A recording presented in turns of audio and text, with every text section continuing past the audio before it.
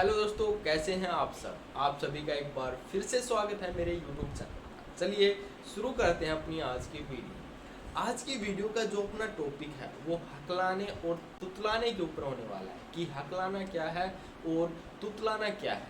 हम तुतलाते क्यों हैं, कैसे तुतलाते हैं, हम हकलाते क्यों हैं, कैसे हकलाते हैं। दोस्तों देखिए, आमतौर पर हकलाने और तुतलाने की कोई भी दवाई नहीं होती है। इसकी कुछ टेक्निक्स होती हैं, इसकी कुछ एक्सरसाइज होती हैं जिनकी हमें बार बार प्रैक्टिस करनी पड़ती है। इन दोनों चीज़ों में कुछ सिमिलरिटी भी होती है। जैसे आप हकलाहट और तुतलाहट को दोनों को घर पर ठीक कर सकते हैं। इसके लिए भी एक्सरसाइज होती हैं, हकलाने के लिए भी एक्सरसाइज होती हैं, वहीं तुतलाने के लिए भी एक्सरसाइज होती हैं। हकलाने के लिए भी कुछ टेक्निक्स होती हैं और तुतलाने को ठीक करने के लिए भी कुछ टेक्निक्स होती हैं। अगर हम इनकी बार बार प्रैक्टिस करें तो हमारी हकलाना और तुतलाना ठीक हो जाता है।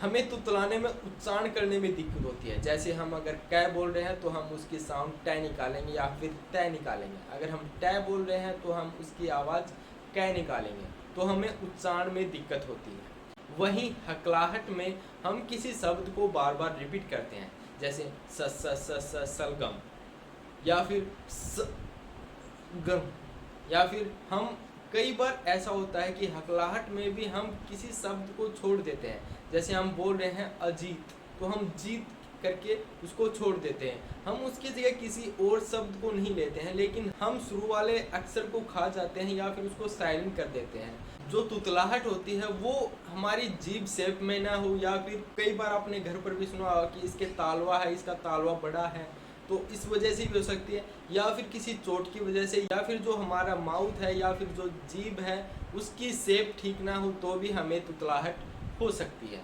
वहीं हकलाहट हमें किसी एक्सीडेंट की वजह से या फिर मानसिक टेंशन या फिर तनाव की वजह से भी हो सकती है।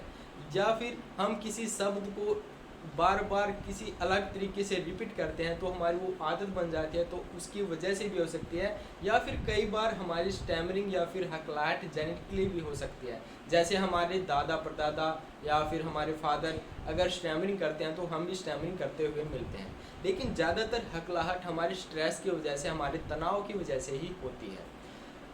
वहीं हकलाहट को हम बहुत जल्दी ठीक कर सकते हैं, वहीं तुतलाहट को भी बहुत जल्दी ठीक कर सकते हैं अगर आप इसकी रेगुलर प्रैक्टिस करते हैं। और अगर आप इसकी रेगुलर प्रैक्टिस नहीं करते हैं तो ये काफ़ी लंबे टाइम तक भी चल सकती है।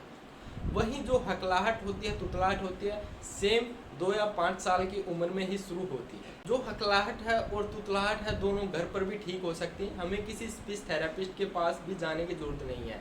लेकिन अगर आप इसकी प्रैक्टिस अच्छे तरीके से नहीं कर पाते हैं तो आपको किसी स्पीच थेरेपिस्ट या डॉक्टर के पास भी जाने की ज़रूरत है।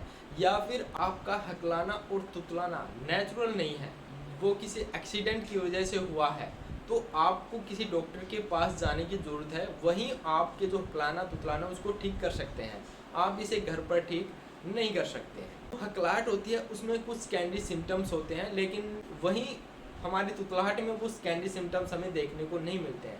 हकलाहट में वो सेकेंडरी सिम्टम्स क्या हैं, जैसे आप बोलते टाइम अपनी आंखों को खोलते या बंद करते हो, या फिर जो आपकी नोस्ट्रिल है वो ओपन या क्लोज होती हो, या फिर आप अपने हाथों को मरोड़ते तोड़ते हो, या फिर आप बोलते टाइम अपने पैरों को हिलाते हो, या फिर आप बोलते टाइम अपनी बॉडी को हिलाते हो। ये बहुत सारे ऐसे सेकेंडरी सिम्टम्स होते हैं जो हकलाहट में देखे गए हैं। या फिर हकलाहट में ये भी हो सकता है कि आप अपने लिप्स को फड़फड़ाते हो। हम लिप्स ज़्यादातर हमारे जो लिपसिंग वाले वर्ड होते हैं, लिपसिंग वाले अक्षर होते हैं, जैसे प फ भ भ म, जब हम इनको बोलते हैं तब हम अपने लिप्स को फड़फड़ाते हैं। तो दोस्तों ये थे हकलाहट और तुतलाहट में कुछ डिफरेंस। अगर आपको इनमें कोई भी डाउट हो, अगर आपको इनसे रिलेटेड कोई भी क्वेश्चन हो तो आप हमें कमेंट करके पूछ सकते हैं।